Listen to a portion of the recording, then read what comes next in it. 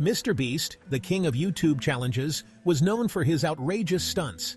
His name had become synonymous with pushing the boundaries of what was possible on the platform. Millions of subscribers tuned in to watch him give away fortunes, endure insane challenges, and perform acts of kindness that left everyone in awe. From staying underwater for 24 hours to spending days in the world's most dangerous places, he was always up for a new adventure. His energy was infectious and his creativity knew no bounds. But this time, he was venturing into uncharted territory, a night alone in Cranbrook Mental Asylum. Cranbrook was infamous. Its dark history was filled with tales of horror and despair. Locals whispered tales of tortured souls, echoing screams, and mysterious disappearances. The asylum had been abandoned for decades, yet its sinister reputation remained. Shadowy figures were said to roam the abandoned halls, and the air was thick with an unsettling presence. It was a place where the past seemed to linger, refusing to let go. MrBeast, ever the optimist, brushed off the stories as folklore. He believed that fear was just a state of mind, and he was determined to prove it. He thrived on pushing boundaries, always seeking the next big thrill. His fans knew that if anyone could take on the challenge, it was him. With a serious face and unwavering determination, MrBeast geared up for what he proclaimed was the ultimate test. This was more than just a challenge. It was a journey into the unknown. The iron gates groaned open, a rusty symphony welcoming them into the belly of the beast. The sound was almost musical, yet it carried a foreboding note that sent shivers down their spines. It was as if the gates themselves were warning them of the horrors that lay within. A chill settled over the crew as they stepped into the asylum's courtyard. The air was thick with an eerie silence, broken only by the distant cawing of crows. Each member of the crew felt an unspoken tension, a sense of dread that seemed to seep from the very walls of the asylum. Overgrown weeds clawed at their ankles, and the air hung heavy with the scent of decay. The courtyard, once a place of respite, was now a graveyard of memories, overrun by nature's relentless march. The crew could almost hear the whispers of the past, carried on the wind. Inside, the air grew colder.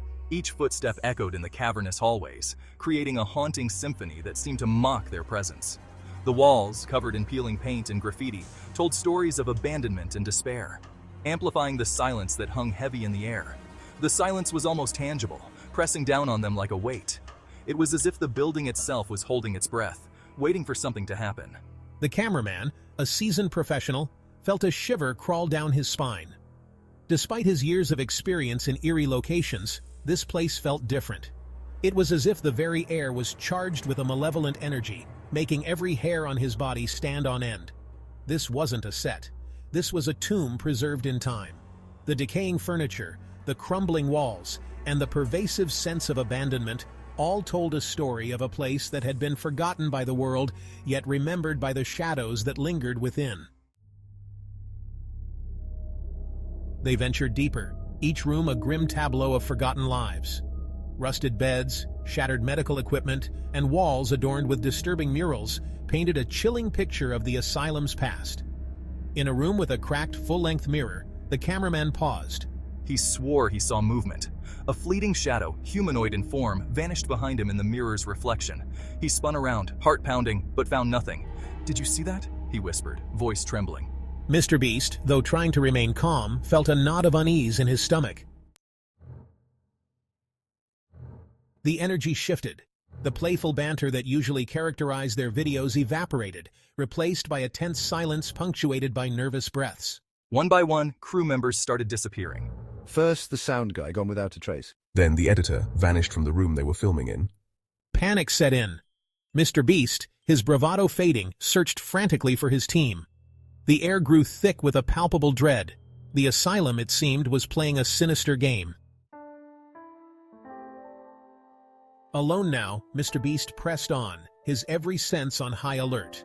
The silence was broken by whispers, faint and disembodied, slithering through the halls. They seemed to be calling his name, drawing him deeper into the asylum's labyrinthine heart. He stumbled upon a padded room, its door creaking open as if beckoning him. He stepped inside, his breath catching in his throat. Scrawled on the wall, in what looked like dried blood, was a single sentence. They can't hear you, duo. Driven by a morbid curiosity and a sliver of remaining courage, MrBeast continued. He found himself in a room at the end of the hall, bathed in an ethereal moonlight streaming through a barred window. In the center stood a solitary mirror, its surface clouded with age. He approached slowly, his heart pounding against his ribs. As he peered into the mirror, his blood ran cold. Staring back at him wasn't his reflection, but a horrifying doppelganger. His skin was pallid, his eyes two black pits devoid of humanity. A voice, raspy and chilling, whispered directly into his ear. "You're one of us now." The words sent shivers down his spine, freezing him in place. He could feel the cold breath of the unseen entity, its presence almost tangible in the darkness. The air around him grew heavy, as if the very walls of the asylum were closing in, suffocating him with their oppressive weight.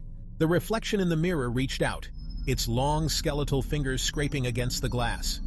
The sound was like nails on a chalkboard, piercing the silence of the room. He watched in horror as the ghostly hand moved closer, its bony fingers leaving trails of frost on the mirror's surface.